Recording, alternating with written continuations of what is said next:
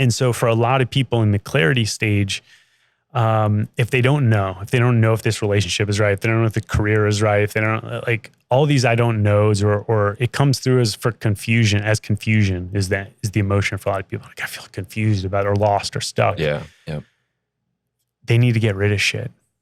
This is like how we started talking about this. They need to literally get rid of emotional shit, physical shit, weight on their body. Like they need to be in the clearing phase.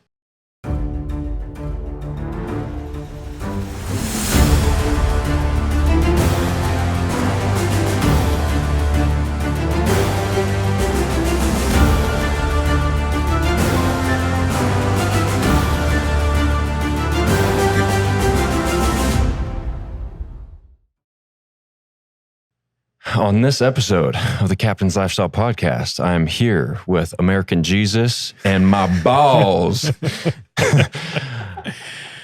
We're going to start this off by taking a shot of ketone IQ that has been charging in the quantum block. I've been looking forward to this moment. Go ahead, take yours out. Give it a little shake. Twist. Is a shot all we need? Yep. Yeah. All right. Cheers and down the hatch.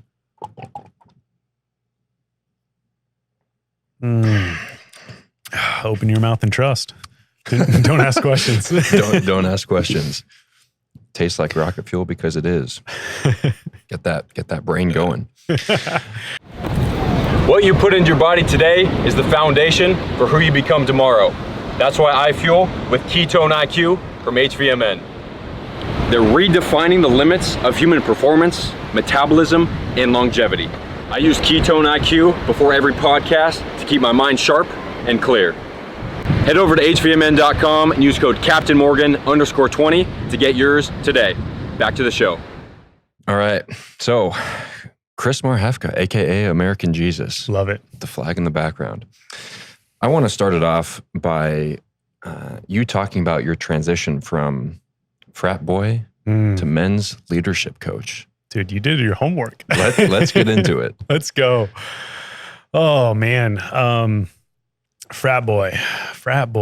Oh, I can still connect to that boy for sure.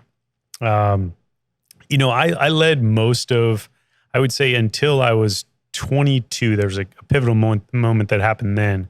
But until that point, I lived this like follow the script, like just this is the next step, this is the next step. And for me, that was just you do good in school, you go to the good college, you have this great college experience, and you get the good job out of high school or out of college. And I did that. Even in college. I mean, I deeply enjoyed my college experience, but I also was in this have to be the best version of everything that I'm doing, and that included Frat Boy. I was, believe it or not, the president of my fraternity. Of course. And, I look back now, like I joke about it a lot. I talk about it on podcasts, but I look back now about a lot of the leadership lessons that I started to learn in those days that I didn't really appreciate until now. And for me, the lesson in that is to fully accept whatever phase of life I'm in for just exactly what it is. Because whether or not I know it today, there's good shit that's happening. Like there's gold that's happening here, even if it doesn't feel like it. And then when I was a super irresponsible 18 to 22-year-old college kid, binge drinking all the time, and not studying for exams and just basically coasting through college, like I didn't think there was any golden lessons in that. But looking back, there absolutely was, man. What were some of those lessons? What's funny? Working less. Like I got nearly a 4.0 in college and studied like few hours before exams. Just coasting. It was just like the lesson is like learn the rules of the game you want to play and then commit whatever energy is required to get the result that you want. And, at the time I kind of had some guilt about it and felt lazy about it. But really there's some wisdom in that. It was like, if my only outcome is really getting the good grade, which it was, I mean, I didn't care about learning this history class and this macroeconomics class. Like it didn't interest me at all. Like it didn't light my fire. And so I was just going through the motions. The greater lesson in that is like, don't even bother playing the games that don't matter to you. But at the time, I thought it mattered to me. I thought I needed to do it. And so I learned how to do it efficiently and maximize enjoyment. And I really did. I maximized the enjoyment of my life. I look back and there was a lot of joy in those years. There was a lot of adventure. There's a lot of play. There's a lot of freedom. And the other thing I learned that I started to learn during those years was responsibility. And I was learning in real time how to balance enjoying life and doing what I wanted to do in the moment with doing what I said I was going to do. And that could have been anything from what I said to my parents I was going to do in college to what I said I was going to do to my peers in the fraternity about like leadership roles or what I said I was going to do for myself. And so whether I knew it or not, I was learning how to balance this real time challenge that never goes away of how do I live in the moment, enjoy the moment now, but also be deeply committed to what I said I was going to do. Yeah. What was that pivotal moment when you were 22? Yeah, well, I got a finance job out of college, and I was, if I were to be honest, I knew from day one, I was like, I don't want to be doing this, but I stuck it out. I gritted it out for like 8 or 9 months.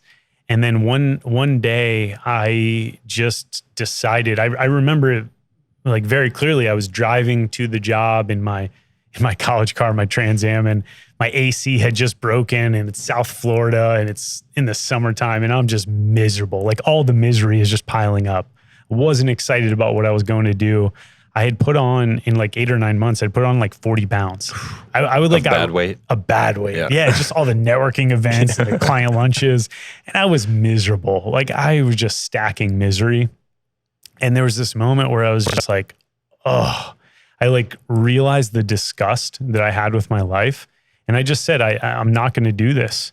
And the whole drive there, it was this balancing act between, I legitimately don't know what I'm going to do. Like, am I going to quit today? Am I going to do? And we were going in for this like 6 a.m. sales meeting or whatever. And it was just excruciating. And then I went back to my desk and I sat and I was like, I can't do this. Like I could keep like putting my head down and playing that game if I wanted to. But I was just like, I'm not going to do this. And I looked around and everyone was miserable and everyone was unhealthy. And I just said, I was like, fuck this. And I hadn't discussed it with anyone. I hadn't done any pro cons list, but everything in me was just like, this isn't it. Was this something you had been thinking about? Or was it just like that day? It's like everything was like, nope. So it flooded in all in that moment. If I were to be honest with myself today, I was considering it from day one. Even before I started the job, I was considering like, why? Like, what am I doing? But I got really good, and it started with athletics with me and fitness. I got really good at just putting my head down and just working, just like grind working. And I actually had a story that's what life was. Well, your first job was at 11, correct? Yes. Yeah. So, man, it was just like, it was like work. And then at one point in your life, you'll get to enjoy it. And I'm so grateful now that I chose to leave that job because it was this pivotal moment where I took a stand for my fulfillment, my happiness above this story of just working hard and having material success. Because frankly, it didn't make sense. I mean, I was a broke college kid and I was barely making any money, and I didn't have any like plans. I didn't know what I was going to do. And honestly, I didn't for about 6 months to a year after that. I started getting hints of it, but I didn't know. I was in uncertainty for that long. So did you quit that day? I did. I quit that day. Okay. Quit that day. And I actually wrote this in the book. It's the first time I've said it publicly. It was in the book, and now it's going to be on the show. Is I actually lied to my boss And I said that I had a better opportunity because I didn't know how to speak my truth and just say, this isn't for me. So I had to come up, I manufactured this excuse of, oh, I'm going to do this thing. It's much better for me, so that he would understand me. And like, I realize now, like I lived most of my life trying to get people to understand my decisions and what was true for me. And that's how I navigated it then. But I quit. And I ended up probably a few days later packing up that same Trans Am and just going on a soul search, travel. And just driving around the country, visiting friends and exploring myself. It was what the benefit of it was is so much silent time. Spend time to myself. I was sleeping on friends' couches while they were going to their real jobs. And it just, that was the time when I started to ask myself who I want to be. For me, not for anyone else. What's the answer? What did you discover at that time? At the time, the answer was free. I wanted to be free.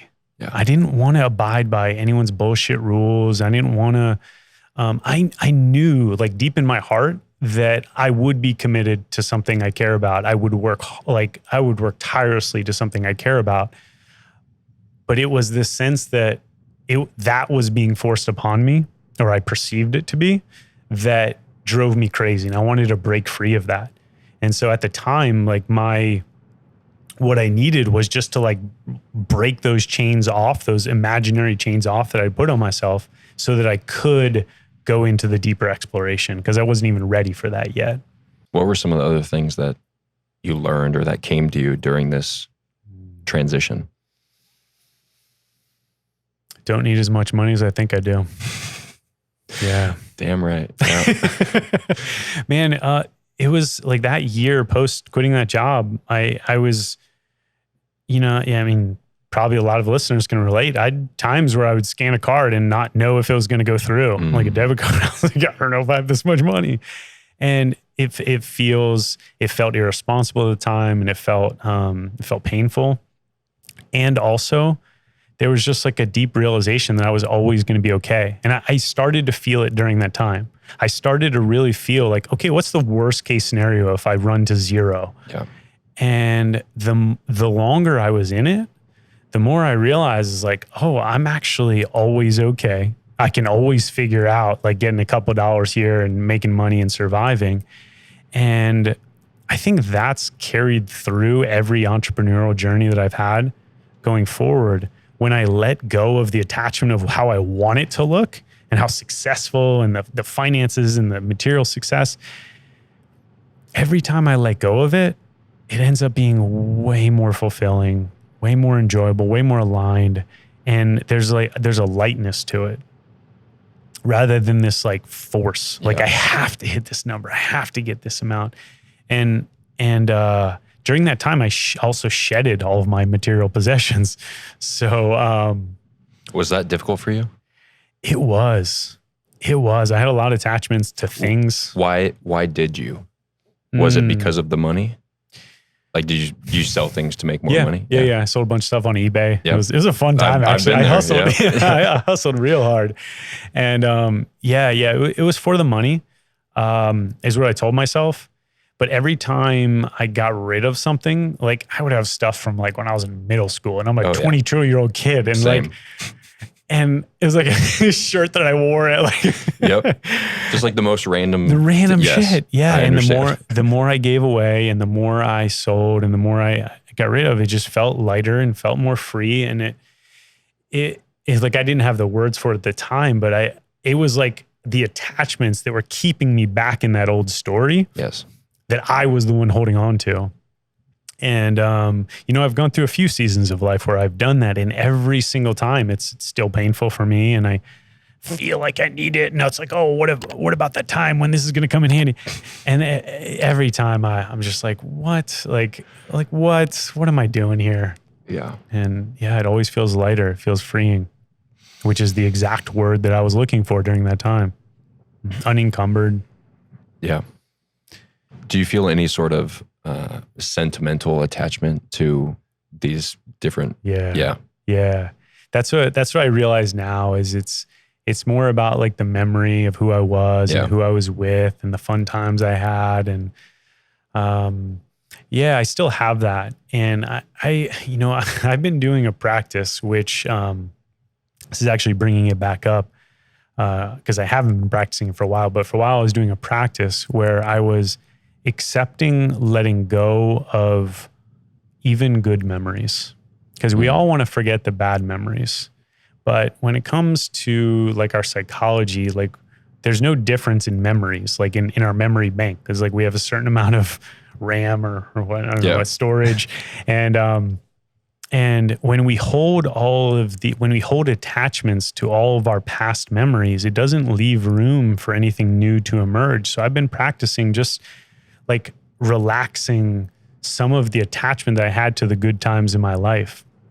And what's funny is that when I like let them go, it does clear room for the new, but it almost like it even brings more joy when it does come back up. If that makes sense. Like I haven't thought a new memory. Yeah, it's like a new memory. It like it'll reemerge. I'm like, oh, I didn't know that was there. And like I'll have like a warm feeling about it. But then I just let it go again and just like let it pass and let it be what it was. So that's a practice I was doing. So yeah, it's the sentimental piece. But every time I let go of that memory, something better always comes in. Better for who I am today, better for who I'm becoming. Do you regret letting go of anything? No. I was going to search my brain, but like nothing's coming up. No. No. I asked that because I know many people are struggling with attachment to things. And this was me for a long time. Yeah. And once I let go of all these things that I thought that I would miss, it's like, no. Never. Mm-mm. Yeah. So it clears space and something better always comes in. It's always. Cool. I'm glad to reaffirm that, just so if you are listening right now and you feel like you do have attachment to too many things, and this is a good way to know if you lose something or something is stolen from you, and you let your emotions be basically hijacked by that event.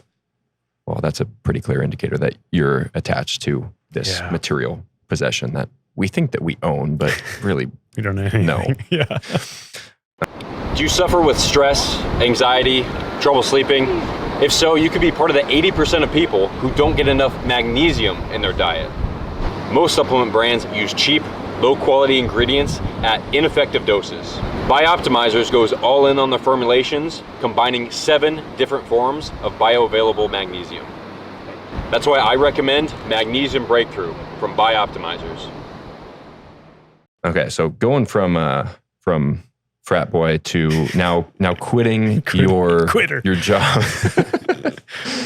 What was next? What came after the exploration? Yeah, again, I was just writing about this in my book. I wasn't planning on it, but it was just like really coming to me, that time where I didn't have an answer. I was no longer following anyone else's plan. And I was staying with one of my good friends, Grant, in Tennessee. And his parents were entrepreneurs. He had actually dropped out of school. He was a frat brother of mine and dropped out of school, and he went and ran the family business. And I remember having so much judgment about that. And all of our friends did. Oh, I got to finish school and all this bullshit programming that we have. And I spent time with him and his family. And it was, again, such a fulfilling time, such a great time. But what I noticed was how in love with their life they were. Like they were stable, but they were also like adventurous. And they were like, oh, that's a thing we want to do. And they just did it. And I remember like it was free. Yes. At the time I was seeking this freedom, and they felt so free. They had a house over here, there's this. They're like, oh yeah, let's get a houseboat. And they bought a houseboat, and they were so entrepreneurial. That was the thing. They were like bootstraps entrepreneurial. And I remember resonating with it so much. Like the way they were operating, I was like, oh, this is actually me. Like this is how I operate in life. Like even going back to the selling stuff on eBay and stuff. And so I had no entrepreneurs in my family, and I didn't even know really what that word meant besides like one class in college called Entrepreneurship. Didn't really teach shit about I was going to say, how much did that teach you about entrepreneurship? A class about entrepreneurship. Yeah, exactly, folks. So one of their side hustles was like, oh, we're gonna start this gym. And then they basically just like started it out of nowhere. They had a warehouse, they just built it out, like bought some equipment, and then they have a gym. And I was like, what is this? Yep. I was like, what is this type of life? And so I was spending a lot of time in there. I was really into working out, still am, but you don't say. Yeah. And I was like, I can do this. And I went back to Florida. I had no fucking idea what I was doing. And the first thing I did was I started researching. I was like, oh, I'm going to do what they did. And I was like, oh, there's some franchises. I can do it that way. Got turned down by everyone because I literally had $0, you know? And I was like, okay, I can't do it that way. I'm just gonna start it the way I know how. And so I went back to Gainesville, where I went to school at UF. And I literally just started running training sessions out of the garage where I was renting and on a field. And that was literally my first business. I was toting weights out of that same Trans Am in these big kitty litter buckets because they could hold a lot of weight. And I was just toting all these equipment out and running classes. And I was so happy. I was literally taking cash and donations from people. And I was so happy. And then that rolled into like my first gym. My first location. And then it kept going. But the thread throughout all of it was I learned how to listen to this thing called my heart or my intuition, despite all of the logic. Which is difficult for guys. Yeah, like a metric ton of logic that said like, this is stupid and you shouldn't do this. Yeah. And I learned how to do it anyway. And I've been practicing that for many years now. So after all that, how do you teach men to lead their lives with more clarity, confidence, and courage? Let's get into each one of those. Yeah. Each one very, very specific stages. The first one is you can't go anywhere until you know where you're going. You'll go somewhere, but it's likely not the place, not the specific version that you want to create in your life. And you don't need to know everything. This is the part that I actually missed for a long time in my like 10-year plans and my 50-year plans and like trying to follow like 100 steps ahead of where I was. You don't need to know that. What I believe today is you just need to know the next obvious step and you need to execute on that because that births the new clarity. And so for a lot of people in the clarity stage, if they don't know if this relationship is right, if they don't know if the career is right, if they don't like all these I don't knows, or it comes through as confusion is the emotion for a lot of people. Like I feel confused about or lost or stuck. Yeah. They need to get rid of shit. This is like how we started talking about this. They need to literally get rid of emotional shit, physical shit, weight on their body. Like they need to be in the clearing phase. So a lot of people think that they can just keep stacking more things on. Like how many people talk to you and they want to get healthy and they want to get fit and they just want to stack 100 things on their already maxed out lifestyle. Yes. It doesn't work like that. How long does that last? Like for some people a day, maybe a couple days. And so we have to clear space. And so the process that I take people through is an emotional clearing. It's a mental clearing, a physical clearing. And what that does is it starts to leave room for something new to emerge that wouldn't have been possible when you were stuck in all the old stuff. And it seems really simple, but like we started talking about, there's a real attachment to our physical things. There's a real attachment to our stories, how we think about ourselves, how we speak about ourselves and about others in our life, our ego. And there's honestly a deep attachment to how we feel. Like a lot of people, even though they wouldn't say it's true, a lot of people are comfortable feeling miserable or being in suffering. And that's really hard to admit. So like when people finally get to me, they're usually at like a time when they're like willing to try something and new. like face some shit, because I'm not going to bullshit. Like I'm going to say like, we have to face this bullshit again that you've been holding about yourself. And again, it's none of this is people's fault. It's just what they learned, what they adopted, and what they are now holding on to, the same way that I was holding on to things that no one was telling me I needed to hold on to, that old shirt or whatever. And so this is what the clarity phase is about. It's all about clearing. It's all about letting go.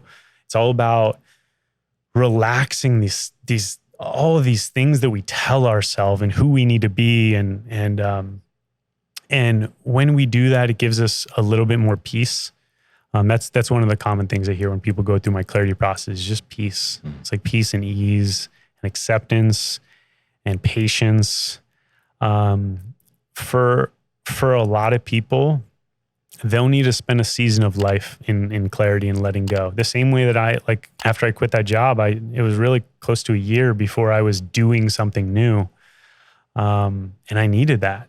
And then this past year, I took 6 months off completely because I needed some clarity time. And so who am I if I don't take my own advice? And I said, like, for 6 months, I'm not doing any business. I'm not making any offers.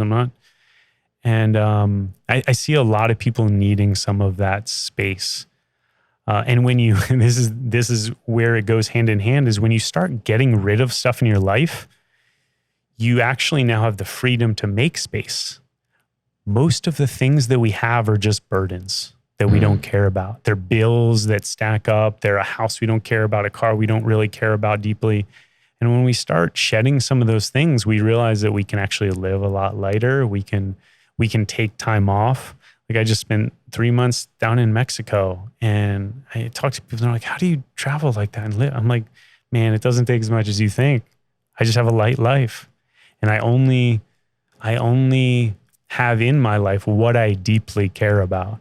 And that's a practice. I still am doing it. But so in this clarity phase, getting rid of stuff, leaving some space, leaving some room for something new to emerge. And there's a meditation that I take people through that helps get clarity. And the point is, like I said a few minutes ago, the point is not to get clarity about your whole life all at once. Just the next step. Just the next step in just the one area of your life that's like really calling you to pay attention to.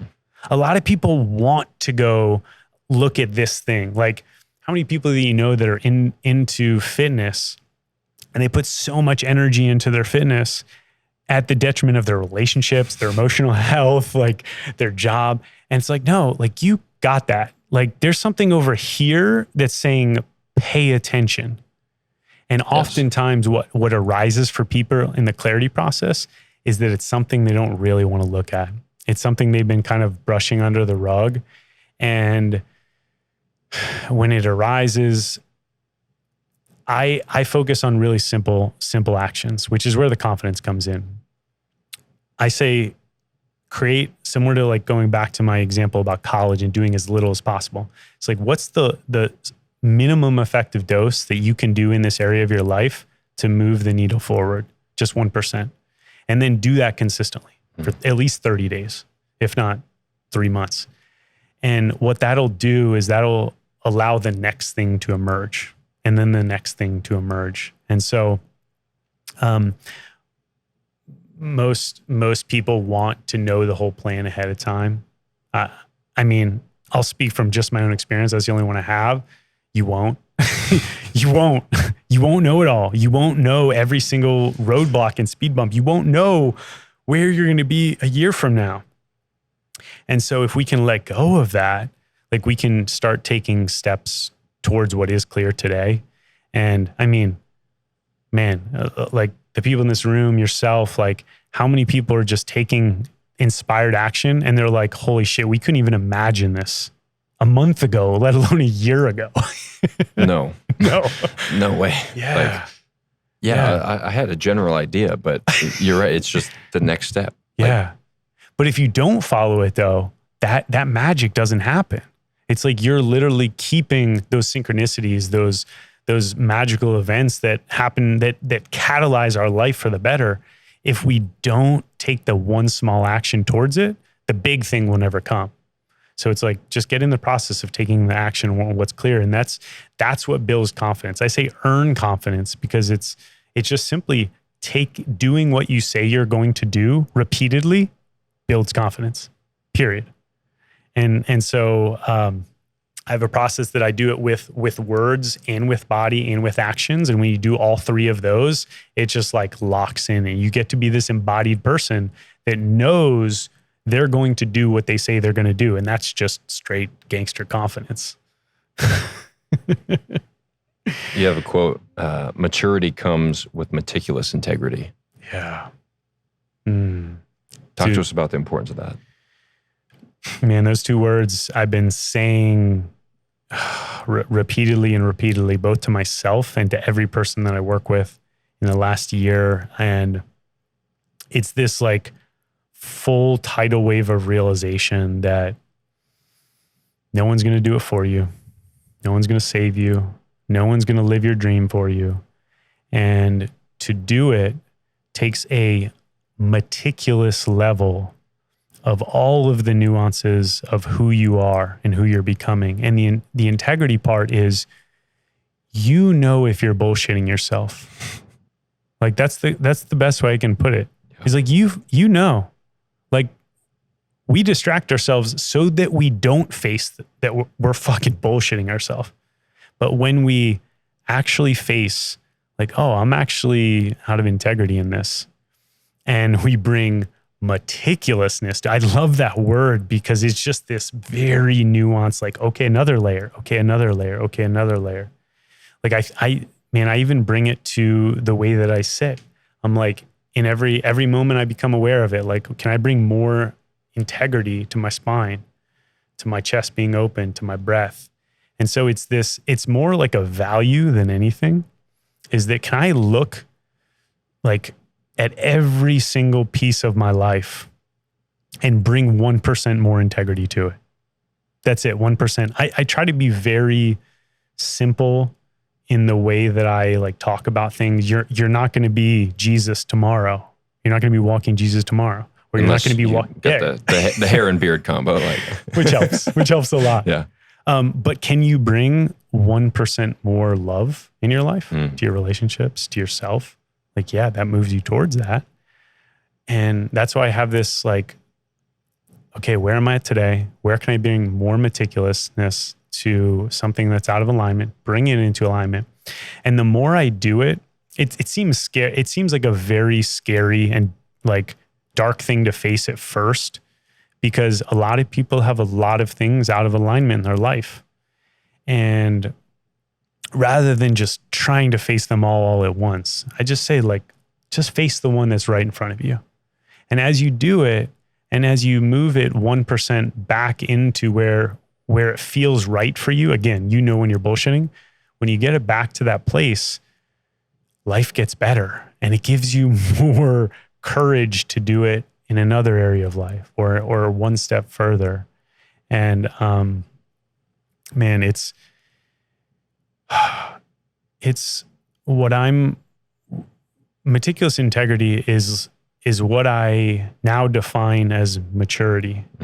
Because it's what it really is doing is saying is like, I'm claiming responsibility for every single thing that I do, that I think, that I speak, and what I put out in the world. And so, man, I'm going to do it. I'm going to do it right. I'm going to do it the way that is important and matters to me. And that changes every moment.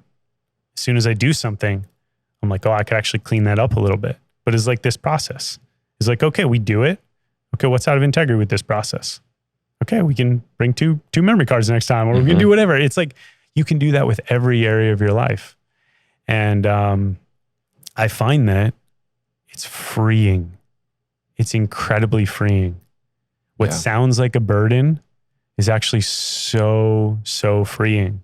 Because when I start living that way, I don't have to think about how I'm acting or I'm speaking anymore. I don't think at all about what I'm saying. I don't even know what I've said the last whatever. But when I'm in integrity, it's true. And same thing with your actions, and same thing with Yeah, everything in your life. Mm-hmm. Yeah, being out of integrity is exhausting. So exhausting. I used to try to pretend. Man, there was like a game over here, game over here, game over here with every friend and every relationship and every person. I had to be a different person for each one of them. Oh my gosh, that's exhausting. So exhausting. So much energy you have to upkeep to play out these stories.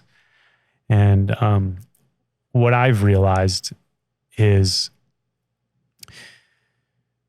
the more you be yourself, the people that love who you are will love you more.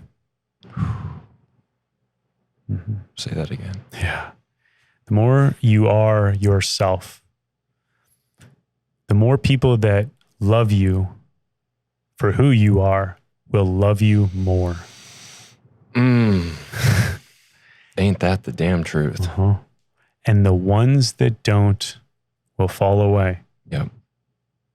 And that's okay.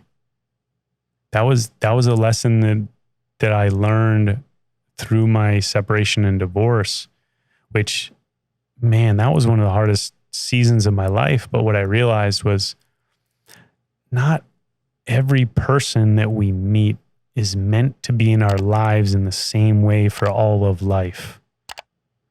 And it's okay for that to change. And for some of them, it's okay that it's not really there at all or super minimal. But it's the same way we talked about things, is like when we hold on to relationships that no longer serve us and we know they're harming us, you don't have any room for the good ones. You don't have any room for the great ones. One of my favorite ways to protect myself from EMFs is swimming in the ocean. And even when I can't, I'm still protected with my Aries Tech LifeTune Flex. It protects me from the oxidative stress caused by electromagnetic radiation that can cause things like headaches, fatigue, and trouble sleeping. To get yours, head to ariestech.com and use code Captain Morgan. That's ariestech.com, use code Captain Morgan. All right, back to the show. On this topic, how do you recommend guys who find themselves in this particular situation, going back to a toxic relationship, for example? Mm-hmm. What is your best advice, and what did you do to move beyond that? Man. So the person that I am today is, what I would say is, get every single ounce of gold out of that relationship that you can for yourself. And what I mean by that is that people in our lives are showing up to show us and teach us something about ourselves. So a person may be toxic for you. Yes, it may be a really terrible situation, but how are you showing up in that? That's cultivating that relationship. And if you can just take one more day and consider, or 1% of meticulous integrity and face the mirror on yourself and say, like, how can I actually be different in this? Like, what are they showing me? Like, maybe I'm not honoring my boundaries. Maybe I'm people pleasing and trying to be someone for them. Like, maybe I don't actually communicate shit about what I'm feeling. That was for sure me. Yeah. And when if you were to just drop every person that was uncomfortable in your life, you wouldn't learn anything. You would just be seeking to surround yourself with a padded room of people that tell you you're the best and you're amazing, and it's not reality. And so what I seek to do, and what I would always advise people in any relationship where it feels like this isn't it, is take just a little bit of time to consider, what's my part in this? And once I can get to this point of 100% responsibility, and it's still not working, and I'm still working so hard, and I can honestly say, like, I'm really bringing my 100% truth and effort to this, then it's like, okay, we can allow this to be what it was and release this person. And I say that very intentionally, because anytime any relationship, business, personal, romantic, has a split, there's a immediate pain. But what's not in alignment is not in alignment for both people. So if someone leaves a relationship that they know doesn't serve them, it doesn't serve the other person either.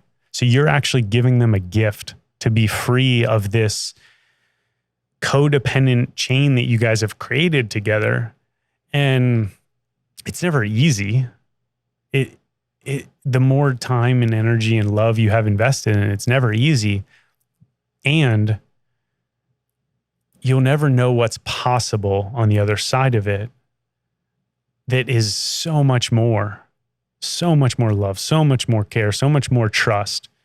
And I've had that experience in so many times in my life, and still to this day, like I go through periods where I don't accept it. And I go through resentment, I go through anger, I go through pain, I go through sadness. And then I always come back to like, what? Like, what am I doing? Like, what am I doing here? Like, I'm literally holding on to this old thing of the way I wanted it to be. And every time I let go of it, it opens up space for something and someone new in my life to emerge. And yeah, I always say, I never give advice because everyone's situation is different, but the advice that I will give always is look at yourself. Like just look at yourself in this, and what can you learn? Even if you're not celebrating your 50th wedding anniversary with this person, what can you get from this, that even if the face is different 50 years from now, the face and the name, will you be the person you want to be? Like, will you be the person that you see yourself as? And it's a more forgiving way to look at life. It's a more understanding way to like say that like none of us really know what we're doing. We're all figuring out as we go. Like, we get into these things that feel good at the time, and they might serve for a while. And like, man, it's crazy to think that we make decisions that are going to last a lifetime without really choosing them. There's a big difference between choosing something and falling into something. And most people fall through their life, decision after decision. So this process that we're talking about, the clarity, confidence, and courage, is a process about choosing your life consciously and intentionally, moment after moment, and realizing how you've fallen into your life. You just kind of fallen into this job, fallen into this relationship, fallen into this money situation. And if you continue believing that you're just going to fall through life, that's exactly what's going to happen. But when you start choosing, you can start to see a different level of empowerment and responsibility that wasn't there before. And so when you start taking responsibility, you have more choices, more freedom. So those two go hand in hand. Mm-hmm. Mm-hmm. And in order to choose, we need to first get clarity. 100%. Yeah. Okay. Yeah, 100%. On something. You're like right. On anything. Get clarity and then just do it. Like even if even if it's not the final answer or even close to it, just do it. Like it doesn't matter. And actually, that's the part that people get stuck. That's actually the part that a lot of people get stuck in personal development work and healing work and everything, is that there's a moment when you have to leap and it's unclear. You have to take a shot. You have to jump out of the safe space into the unknown. I mean, I imagine by design. I mean, you have to really want that for yourself, because no one's going to want it more for you than you can for yourself. Can you give us an example of emotional, mental, and physical clearing? Yeah, for sure. For sure. We were both doing it before the podcast. We were shaking. Moving. We were literally shaking and moving our body, just like getting anything that's stuck out. And that is a physical and emotional clearing in itself.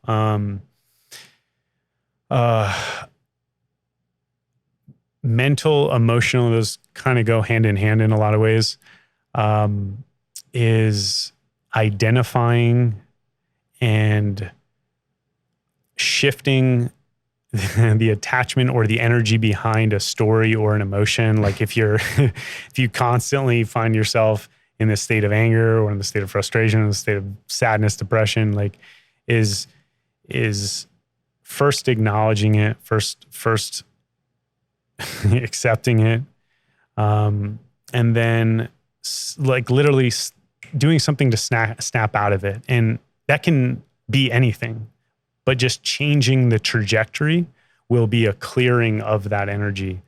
Yeah. You chuckled when you said accept it. Have you had some challenges accepting emotions in the past? Oh man. Yeah.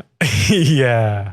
Man, I chuckle a lot now because I brought that energy to my like journey, because man, no matter how much I do, I still struggle with this stuff, man. There's so much that I don't want to accept when something happens. Yeah. And I like grit my teeth on it. And especially being like a strong driven man is like, I just like want to pound it. And no matter how much I pound it, it gets stronger. And so just getting to this like, acceptance. Surrender. Yeah. And it's, yeah, like that's really hard when you're the type of person that wants to control and drive everything. And so that for sure has been like my greatest learning and journey, is just accepting what is. But every time I do, it then opens up something that I can do.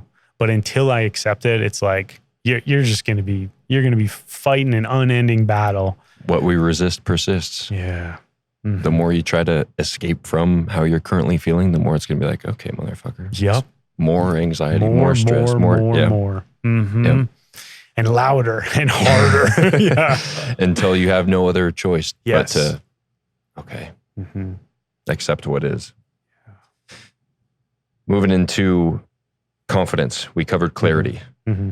Well, let's talk on confidence. How can we start to cultivate more confidence? We touched on that a little bit. We did touch on it a little bit. The most important thing is only commit both to yourself and other people to something you are actually going to do, and then do it.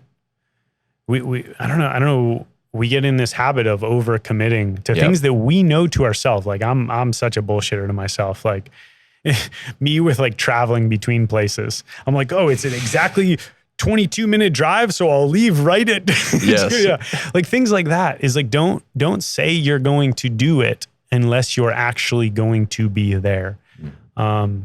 And that takes oftentimes having uncomfortable conversations, because we've overcommitted in our life and we sometimes need to clean up agreements. And what it does though is it starts to build that muscle to when you want to do something or you desire to do something and you're like, I'm going to do this. There's a deep belief in your body that in your mind, in your heart, you're like, yeah, I'm going to do that. I don't know how, but like, I'm going to do that. And that comes after a lot of repetitions. It's like training any muscle in the gym.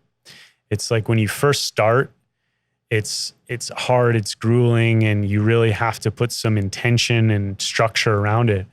But over time, like you can just do it. And like, you can do it. Like, when you walk up to a barbell, like exactly how much you can, like I can deadlift that today. Like I can squat that today.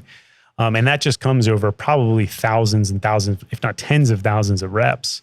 And the same goes for doing what we say we're going to do. When we do that consistently and we cut down on the things that we don't do, that just builds more confidence in ourselves.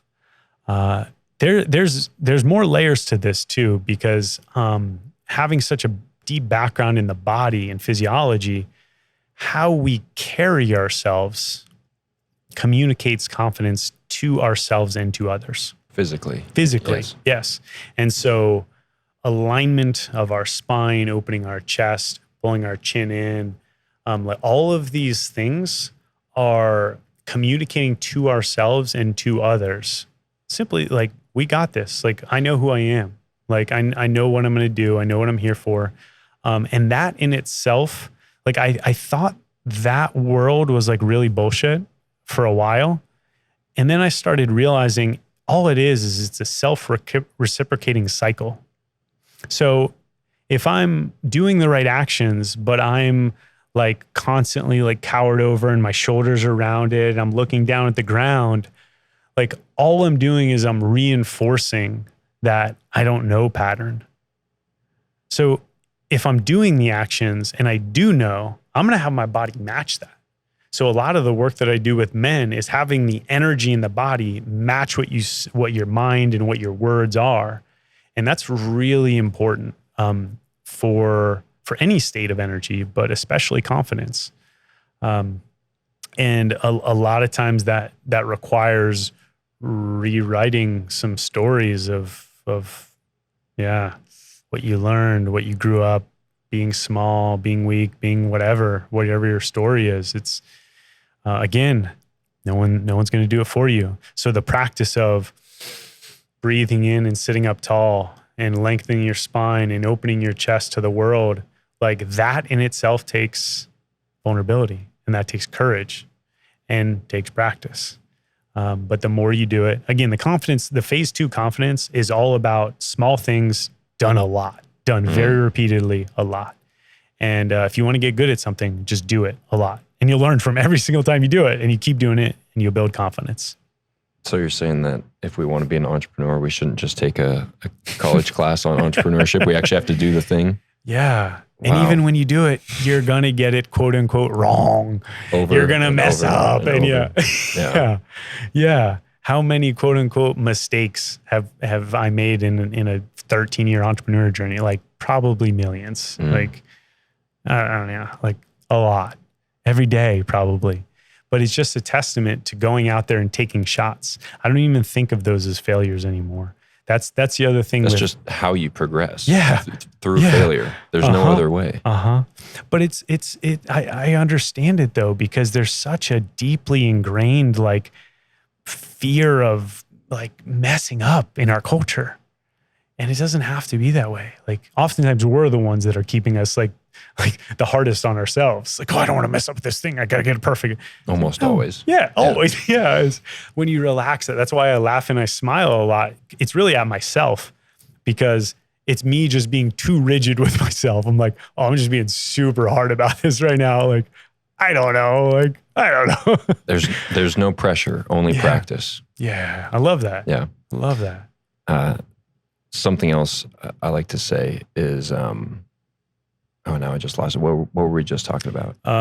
Practice and consistency and pressure. Failure. Yeah.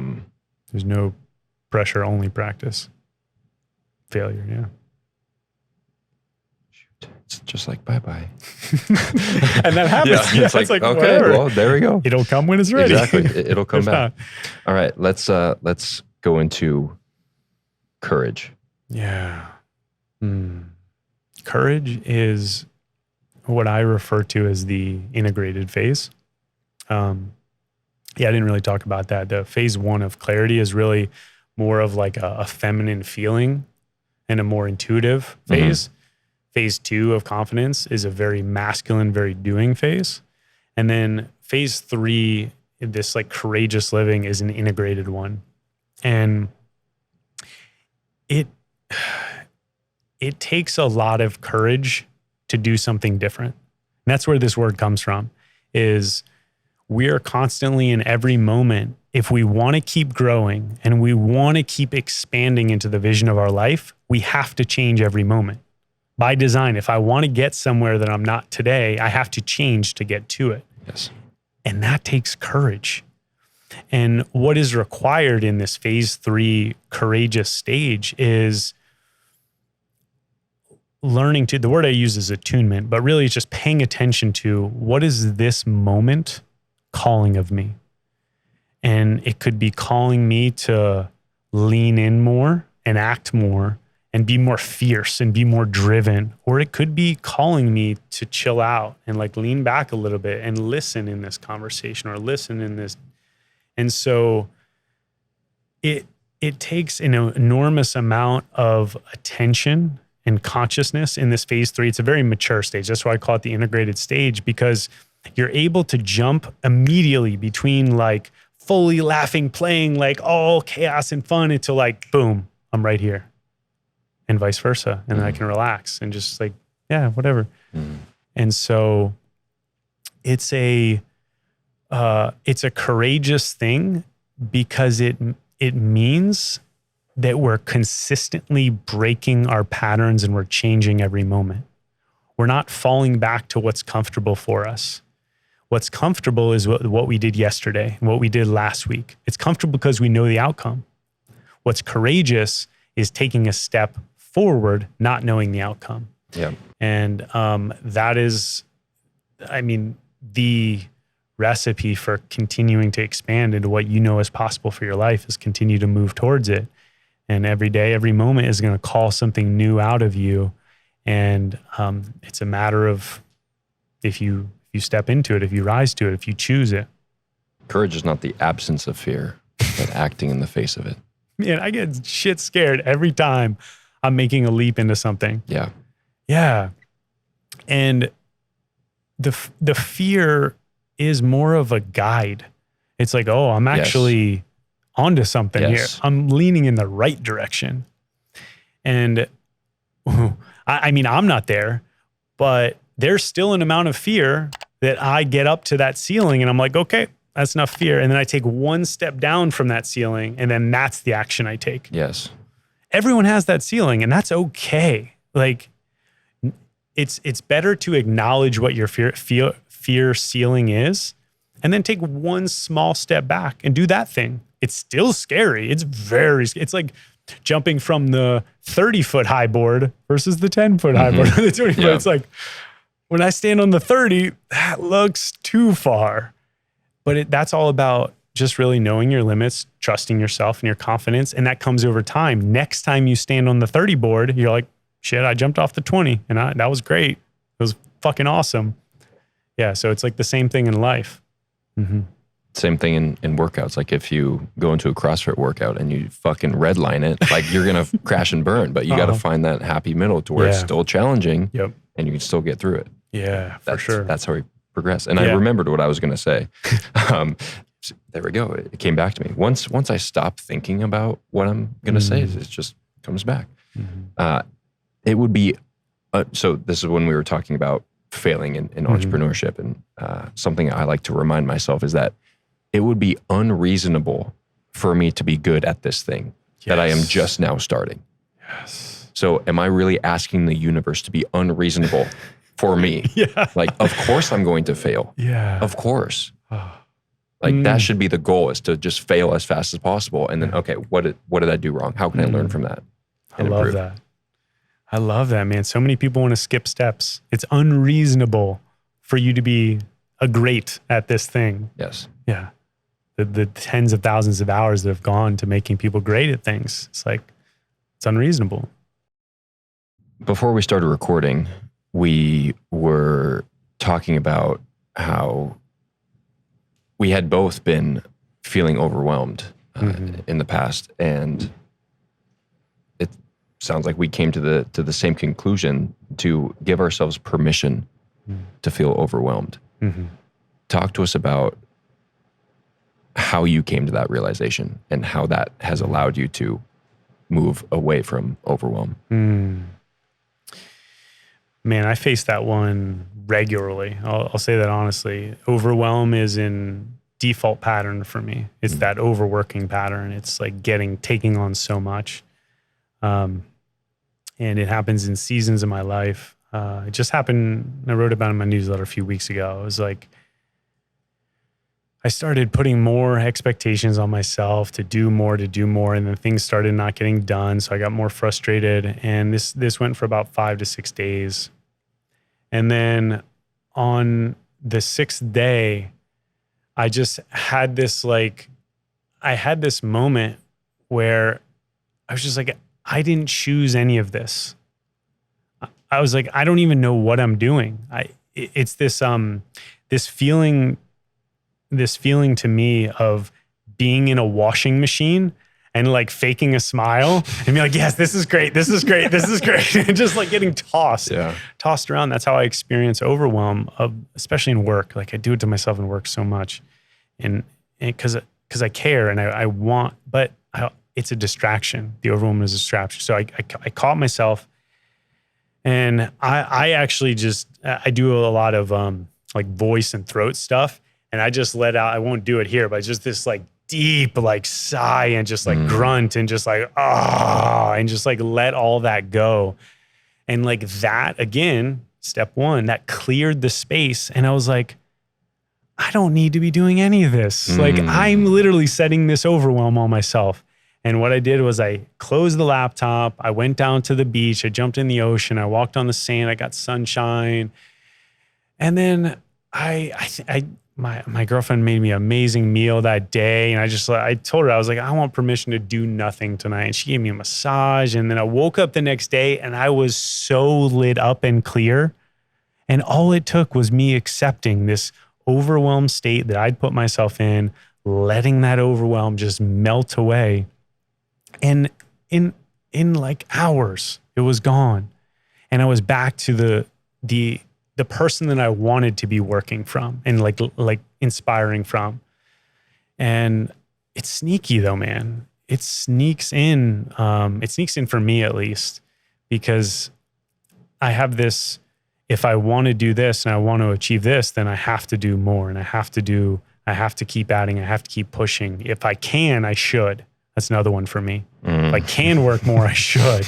If I can do this other, and fortunately for me, I had an experience in my early 30s where my body basically just said no. I had a brain injury and from literally too much stress.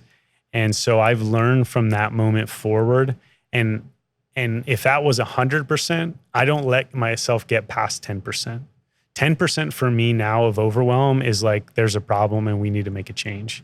So like 0 to 10 is like my fluctuating. I'll get a little stressed. But once I hit 10%, and I know what that is, I just start being short to my partner. I start being like moody and just not enjoying the amazing life that I have is the best way to put it. And when that starts happening, I know I'm just too overwhelmed. Still every day's a journey, man. It still creeps in on me. I got overwhelmed. Oh, that wasn't the most recent. I got overwhelmed. I just drove back from Mexico.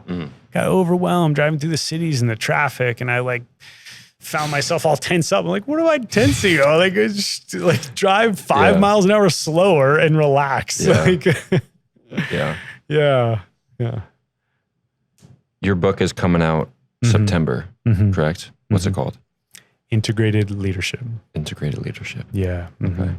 And it's how to lead life with more clarity, confidence, and courage. Yep. Yeah. Perfect. Where can we find more about you? Like, where can we get the book when it comes out? ChrisMarhefka.com is the place for all things that I do. And then also Chris Marhefka on Instagram. The book will be available everywhere. Hopefully by the time this episode comes out, we'll be available everywhere. Amazon. We plan to do audio version as well. I'm actually more excited about recording the audio version than I was about writing it, because I get to bring this joy and excitement to it. Because I believe in what I've created and put on paper here. And I believe it can be really supportive for people in a simplified action way. And so I want that to come out in my reading. Is that what you're most excited about right now? Or is there something else? I'm most excited about that when it comes to my purpose in this world. That I'm proud and I'm excited because in that 6 months of time off, it hit me on the head, and then it kept hitting me on the head, and I took action. I'd never written a book before. I didn't have a consistent writing practice, but I just did it. I was like, what do I need to do? And I committed 15 minutes a day of writing, and then it became an hour a day. And I just did that over and over again. And then I turn around 3 months later and I've got 50,000 words written on a book. I'm like, holy shit, man. I didn't know what I was doing. And now it's here, and now working with the publishing team and like everything, like that wouldn't have been possible had I not just sat down and wrote for 15 minutes. It's kind of going back to the process. So that's what I'm most excited about. It was the obvious thing for me. I took action on it. So I'm really proud of that. And the other thing is just my relationship. Every day, man, I experience as like a very like hard man, how I was raised. Like I feel myself like opening up more to the love of this woman, and it brings like this relationship brings me so much joy and beauty in my life that I never would have appreciated in like the hard driving days. And it's a constant reminder to enjoy life. Like that's what it is for me, for sure. She's the one that snaps me out of overwhelm. She's just smiling and happy and joyful and beautiful all the time. And you feel held. Yeah, for sure. For sure. There's a level of trust that I've never experienced before. Yeah. That's awesome. All right. 2 more questions. We both run men's retreats. What advice would you give to me hosting men's retreats? I've ran one currently. The next one will be at the same time as your next one coming up. Yeah. You want advice leading up to, or once you're in the door? Like once you're in the door? Yeah, let's do at the event. Yeah. You don't need to do anything. It's already done. The men that have said yes to being there, they have said yes to themselves, and you don't need to make a change for them. You are the change just by being you. You don't need to force anything. I mean, do the things that you're planning on doing, but likely less, to be honest. I go into every retreat with a grander plan than what ends up unfolding, and what ends up unfolding is more beautiful and magical when I relax the need to like do all the things in A, B, C, D, E, F, G. That's actually what happened on the first one. Like I had this whole thing planned out, and then just how the schedule went, it just made sense that the flow would go a little bit off schedule, and I just allowed that to happen, and it worked out perfectly. Yeah. So that's reassuring to hear, because I can definitely be like, let's do this. So, And just be yourself, because there's more learning in who you are than what you say. That hits. Yeah. Thank you. Last question. What does thriving mean to you?